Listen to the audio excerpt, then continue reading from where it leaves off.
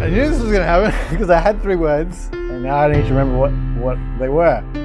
Adventure. Survival. And Windbound for me is probably about exploration, discovery, and adventure. Ancient? No, I'll go with mystic. Windbound is a crafting survival game that marries the experience of the open world, procedurally generated experience with a story and narrative that drives you through the whole adventure. And coupling that with you being on a boat, carrying your base through the whole thing as you go, makes it a really unique experience. So when we started, we basically just had Kara, the protagonist, collecting resources, crafting slings and bow and arrows and kind of things like that.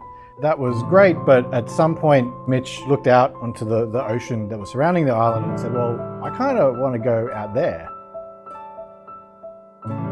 So at the beginning of the game, Kara finds herself shipwrecked and basically just needs to survive. She comes from a people who have made their living off the land. They're hunters and gatherers, but then they also, just as much as important as the land to them is the sea. We wanted her to be a character that was able to survive in the situation. She isn't completely out of her depth. So when she washes up on shore, she knows what she needs to do to hunt and gather food to survive. She knows the resources she needs to start crafting her initial canoe and to start crafting sails and to eventually get off that first island onto the next and the next until she can eventually make her way back to her family.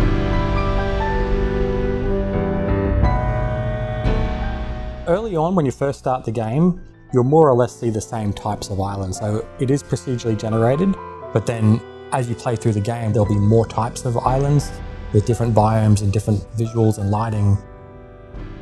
It's quite intentionally very friendly early on, and then as you progress through the game, you'll start getting introduced to more obstacles within the environment, both the environment itself and the creatures, that make things feel more hostile. So as the player goes through, they'll go through forests and deserts and swamps and savanna-y kind of landscapes.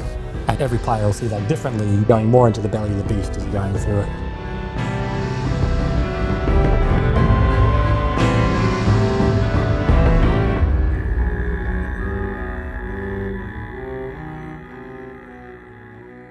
When we initially came up with the idea with the boat, I'd been going out on a few sailing adventures with my brother at a lake near his place.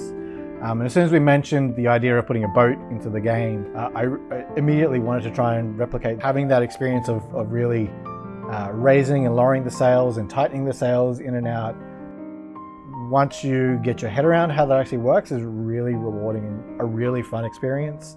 The boat was a great way to have players be able to still get that level of commitment and investment in something that they care about and rely on, but also be able to not feel tied down to one single location.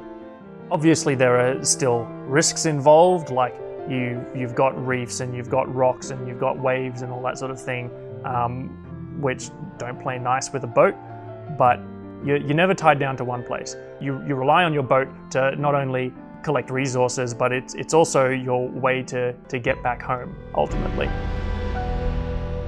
Working on the creatures especially, I think is probably my favourite part, as well as being the most challenging. They've all got this level of kind of a bit of familiarity, but they're also very obviously distinct and different from the things you might expect to see. The blink, the sort of little rabbit thing, that's actually just me going like, and you speed it up, you get this sort of thing. Rather than being covered in regular fur, you'll see on their ears, they've got like these sort of, we call them blink fronds. They're almost like a feathery type of thing. And you'll use that for crafting your arrows and things like that. Pond wampers, which will fire toxic sort of sludge at Kara and temporarily poison her or anything else that's around. It's got this big burp, it does.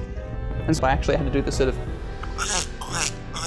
sound and slow that right down. And then it sounds like this giant, tremendous burp.